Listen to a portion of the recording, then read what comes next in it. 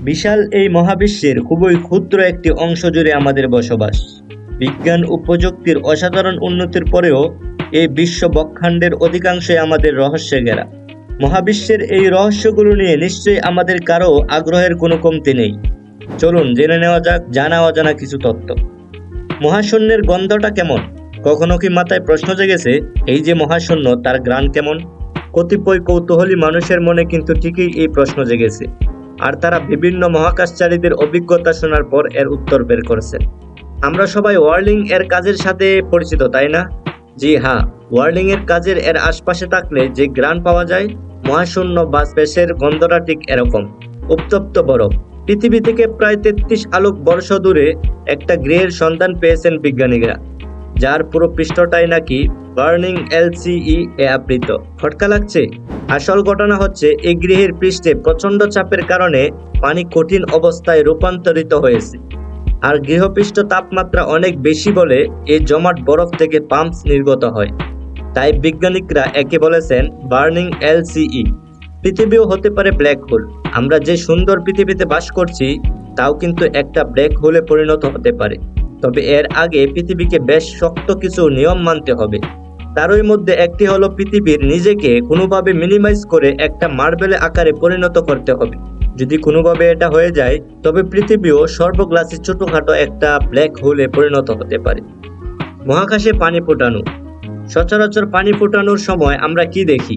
বুদবুদ আকারে অনেকগুলো পানির ফোঁটা পাত্রের উপরের দিকে উঠে এসেছে। কিন্তু কেউ যদি মহাকাশে যেয়ে কোনোভাবে পানি ফোটানোর চেষ্টা করে, তাহলে কিন্তু এই ঘটনা ঘটবে না।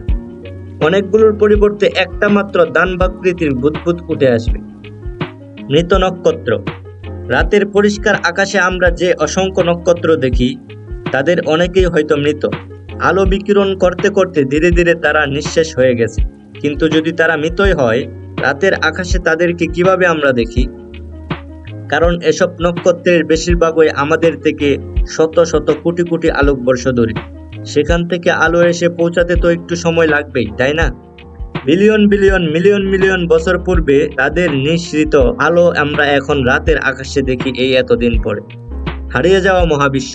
এই যে মহাবিশ্বের বিশালতা নিয়ে আমরা কথা বলছি, মহাবিশ্ব কিন্তু তার চেয়েও বিশাল।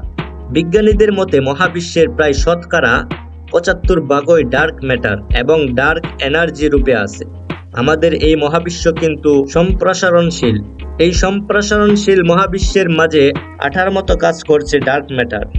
কিন্তু এই ডার্ক ম্যাটার এবং ডার্ক এনার্জি হয়তো কোনোদিনও পরিমাপ করা সম্ভব হবে না, যদিও বিজ্ঞানীরা এখনো হাল ছাড়তে নারাজ।